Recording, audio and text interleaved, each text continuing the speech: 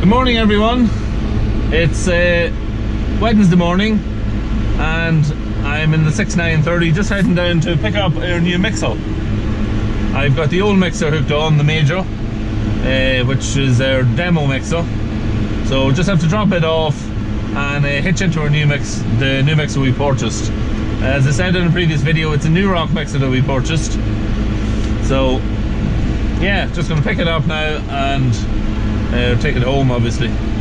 It shouldn't be too long until we need to use it, because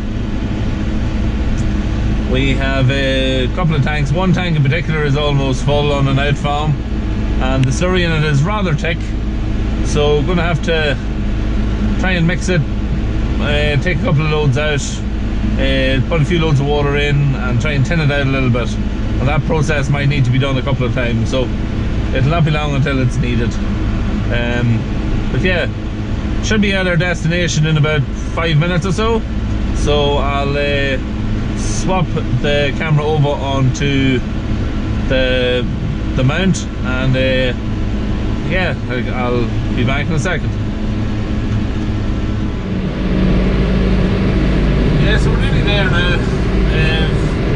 So we're just up here now on the right hand side. Where we purchased the mixer, it's a place called O'Neill Tractors in Culledale. Arthur O'Neill has been selling machinery for many years, and yeah, very reputable dealer. Sells mostly machinery now. He's selling agent for Landini and McCormick tractors as well, but sells one of the biggest sellers of McHale balers and machinery in the country. As you'll see, when we pull into the yard, he's always got a lot of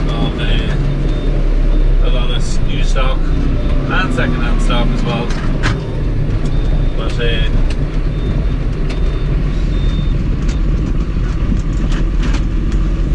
yeah, so it sells a lot of stuff now. But yeah, that's okay. I'll see now where I'm going to hook it off, and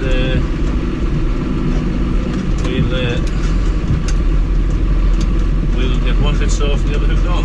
There's our mixer here now on the left hand side, I presume. So, okay, I'll be back in a few minutes when I get it sorted out.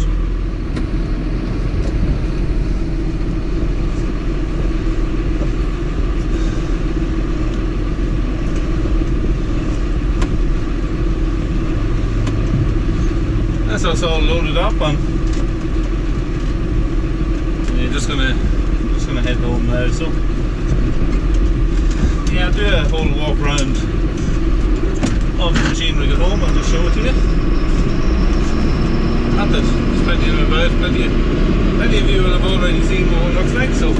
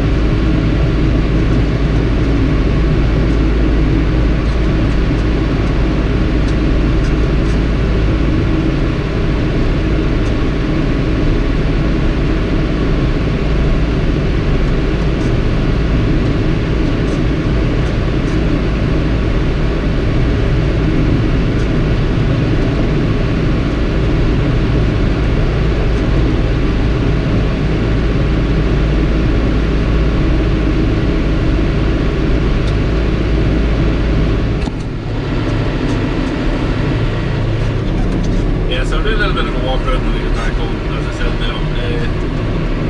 Yeah, the O'Neill's isn't too far from our yard, like it's only about less than 15 minutes, you know, so like it's fairly close by, especially in this tracking area. Doesn't take too long to tip down.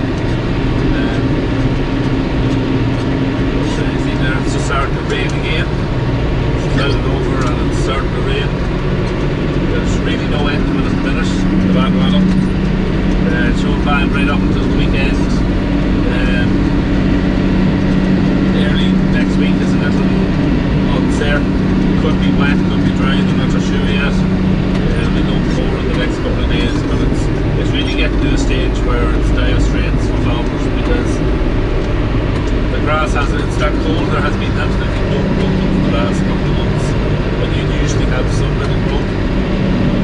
So farmers now, they're all coming to the end of their feed that they've stocked up over the winter, because the winter usually ends in sometime in March or into April. So like your feed supplies and stocks will be getting low at this time of year anyway. And with the colder weather that we've had all year, the cattle and stock seems to have eaten a little bit more than usual.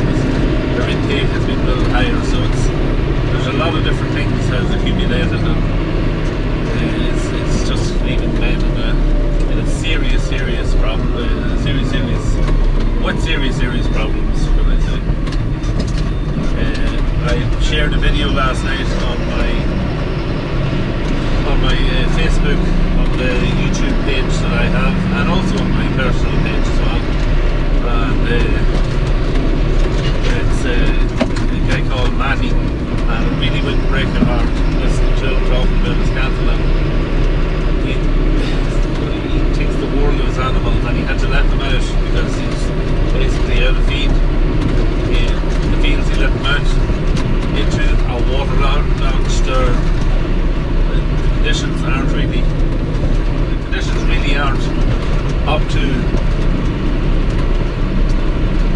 letting cattle out on them at all. All the cattle are doing is sitting down on it, poaching it, and bucking it all up.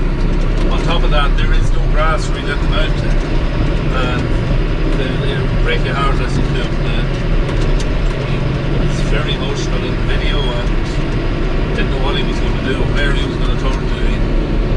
It's not like you can go to your neighbour and ask them for feed, because 9 out of 10 of them are in the same situation as you are. So it really is a serious problem. If the weather doesn't change soon, there's going to be a lot of sad stories and sad houses, because a lot of farmers are at their wits' end to throw it out. So we'll just have to hope for a change very soon.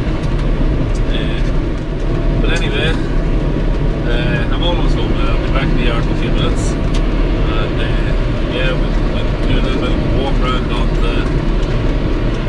on this machine, and I'll show you what we have. We're back home with tractor and mixer. It's actually evening time now, because it started raining earlier after I got home, and it's been raining on and off all day. The yard is dried up because it's so windy. It's actually only been raining about 15 minutes ago, so I've started feeding, and I just said I'd make this a little bit of a walk around video before it starts raining again, because it's not too far away.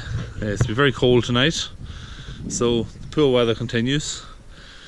Yeah, it's still hooked on the 6.9. It's probably one of the only times it'll be on the 6.9. 9 times out of 10 it'll be on the 6.4. 20, because it's a little bit better suited for it, and a little bit handier on diesel as well. So yeah, so look, the mixer's basically the same as the major. It probably looks a little bit better, I think, with the red rather than the green. Not that there's not that much red. The only red on it is it's on the hydraulic top link, and here at the bottom of it as well. But two changes or differences that I've seen was, well, one is only a bit of a refinement, or a bit of a very simple thing that should be done on the major as well, and it wasn't, is drilling a hole in the cover here to allow you to clip on the PTO cover's chain. On the major it was just wrapped around this here and kind of clipped in on itself, and it, look at, I know it's only something very simple and you could drill a hole in it yourself, but you shouldn't have to. If you're purchasing a machine, those little things are what makes the difference on it, you know. So that's one thing I noticed on the Newrock. Another thing I noticed is the hatch up here, which isn't there at the minute. It's in the workshop, but we just have to stick it on. There's 4 bolts to hold it in place, but the lever on the hatch hinges from this point here. So they've just welded on this little piece of steel, rounded it off and put a hole in it for hinging it. Whereas the major, it hinges to the rear. And I know that there probably is enough room for opening it against a wall if you are dropping it into a tank with a wall at the rear of it. But it could be a little bit susceptible to getting hit. We noticed that when we had it, when we were using the major. So the fact that this one opens to the side, I think is a good plus as well. But like, look, overall there's not much of the difference. I think the welding looks a little bit better on the Newrock than what it done on the major. Maybe that's just out of my head, but yeah. So that's really it. Like, it's just your standard 8-foot mixer. There's nothing really special about it.